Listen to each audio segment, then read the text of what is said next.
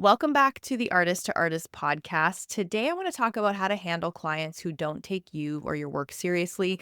This can be so frustrating, especially when you are trying to maintain a certain level of professionalism and do your best on the jobs that you're doing. I'm going to share my approach to this, how I've learned to set boundaries and communicate effectively to my clients.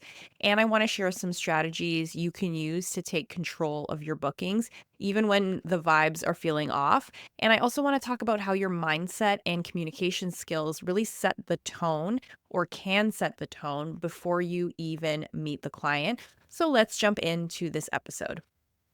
The first thing I really want to be clear about is that respect starts with how you treat yourself and the job. At the end of the day, this is a job, it's our livelihood, and it deserves to be taken seriously. But if you don't take it seriously, it's hard to expect others to take things seriously. Think about how you carry yourself during a booking. Are you confident in your movements, your words, the decisions that you're verbalizing?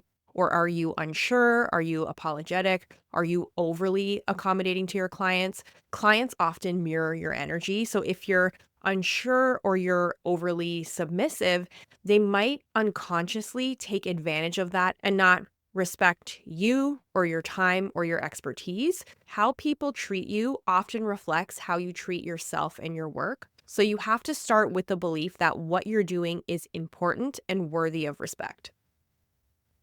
One of the biggest lessons I've learned is that how you communicate with your clients even before the booking starts sets the tone for how they'll treat you during the job. This isn't always possible in freelance work or maybe in bridal work where you're dealing with multiple people you may not even meet until the day of.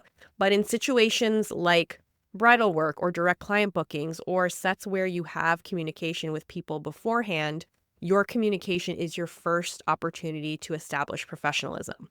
For example, when I email or text a client or I send a direct message, I keep it professional and direct. I don't over explain, I don't apologize unnecessarily or use language that sounds uncertain or unsure. If you've ever seen my communication templates, you know they're designed to make sure that the tone is clear and confident. When you set the tone beforehand, it's much easier to maintain control when you're actually on site or on the job.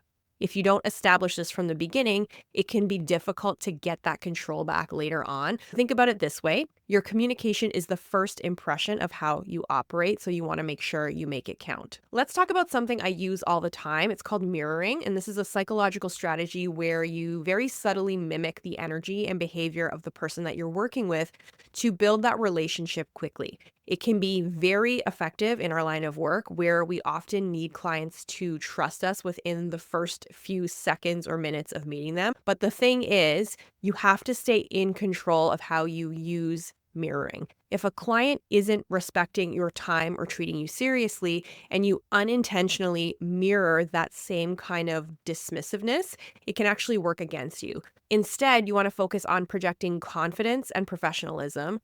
When you carry yourself this way, clients are more likely to mirror that back to you. It's really all about balance. Use mirroring to connect with your client at first, but don't let it affect your sense of authority or professionalism. I'm sure you're thinking about all the times you've been on a job and your client isn't cooperating. Whoever's sitting in your chair, maybe they're distracted, constantly moving, not respecting your time. What are you supposed to do in these situations? The key is to really assert yourself without being aggressive. And a few things I will say in situations like these, I will say, I just need you to sit still for another 5 to 10 minutes so I can make sure everything is looking good and everything is perfect. Or I'll say things like, we've got 5 minutes left, so let's focus on this, finish it up, and make the best of these 5 minutes that we have. The way I say it and what I say, it's very simple. They are very simple, direct statements that establish boundaries without really being confrontational. When you speak like this, they show that you're in control of the process and are respecting the time constraints of the job, so the client understands that they also have to follow along with this. There is always a point in every podcast where I think I say something like, if there is one thing you take away from this podcast, so here is the one thing. Being assertive doesn't mean being difficult or being bitchy. It means respecting the work that you've set out to do and ensuring you can deliver the results your client hired you for. And it is okay to be assertive when you have a job to get done. Another key element of commanding respect is your body language and posture. And I see this a lot of the times when I'm working with less experienced artists. And I know in myself sometimes how my posture gets when I'm feeling defeated, intimidated. It's something I'm very mindful of. And we all have terrible posture from this job anyway. So it is something I always think about. But when you stand, you want to make sure you're standing tall, you're moving with purpose, you're making eye contact with people that you're speaking with, and you're projecting confidence because your body language sends a message before even one thing can come out of your mouth. If you feel unsure, and I know when I feel this way, my body language, I really start to close up and I kind of stand hunched over and I tend to stay away from people. Just take a minute if you notice yourself doing this, take a couple deep breaths and just kind of ground yourself. Stand with good posture, breathe deeply, remind yourself of what you're capable of. When people speak to you, look them in the eye and speak to them directly. It creates an atmosphere of professionalism that clients can really feel. I have personally become way more aware of my posture because I see myself a lot on camera on set because I'm in a lot of content, my own content, and also when I'm shooting for certain clients, when I see behind the scenes, sometimes I look so tired, defeated. I don't look like the confident artist that I know I can be. This is something that you do need to think about because people pick up on all these signs that you're putting out. And something else I just remembered that I wanted to say in terms of overcoming that fear of being difficult. I know some of you might feel uncomfortable asserting yourselves because you don't want to come across as difficult, but I really want to challenge that mindset. Asking a client to respect your time, your workspace, and your process isn't really being difficult. It is called being professional. And in fact, most clients will usually respond positively to this type of thing. They appreciate when you take charge because it shows that you know what you're doing. And for those rare clients who push back, it's not really about you, it's about them. Remember to stick to your boundaries and keep the focus on getting the job done because that's what we're paid to do. I do want to share just a few very simple, easy strategies to help you feel more confident and in control. There's 3 things that I hope you will return to. Think about the next time you're on a job and you're feeling a bit overwhelmed, you're feeling intimidated. These things will all help. Trust me. I've learned how to do this over time. The first thing is preparing your workspace or your workstation. You want to treat your station as your office and you want to keep it organized because a clean and professional setup definitely commands respect on its own. When people sit in your chair, it's the first thing they look at, other than looking at you, of course. When your kit is messy and all over the place, that doesn't look as professional as it could. Make sure your station and your kit, they're clean, they're labeled, and when you set up, you're setting up to impress your clients. This is how you show that you're an authority and should be treated as a professional right from the beginning of the booking. If you're similar to me, and I think we all are very similar, we're probably all overthinkers.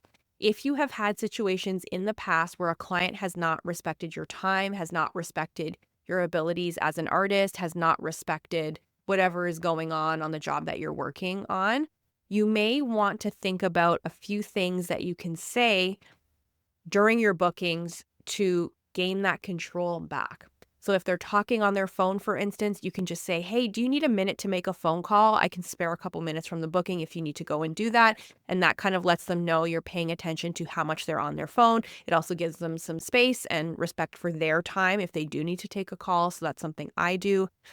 I mentioned some of the phrases that I normally say earlier in this podcast, but especially as it relates to timing, I am very much a person that will say, okay, so I'm supposed to be done your makeup by 10 o'clock. We've got 15 minutes and I just need to do these last 3 things. So if I can just get you to look down for 5 minutes while I get this liner done, and then I can move on to cheeks and lips and we'll have this makeup done by 10 and we'll be on schedule. These are sayings that kind of work for me. And I think what would be helpful is going through some of the situations where you have felt a bit out of control or you've had to assert yourself and think of or practice different ways to be assertive while communicating to your clients, hey, I have a job to do. We have a job to do. Let's get this done together. And I find that helps you get control back of the booking. And it lets your clients know, listen, we've got a job to do here. Practice some of those phrases, sayings. I mentioned a couple. At the end of the day, it is you that sets the tone for how clients treat you. From your initial communication to how you carry yourself during a job, every interaction that you have is an opportunity to establish professionalism. And from that, that's how you're going to get respect from your clients. If you're struggling with this, start small. Practice using more confident language. Remember that your work matters. And once you start doing this, and even just remembering to keep that posture in check and making sure your station stays clean and making sure you're looking at people, listening before you speak, all of this stuff, once you start doing that, it gets much easier because you don't want to come off as an artist that is not confident, that is fearful, that is timid.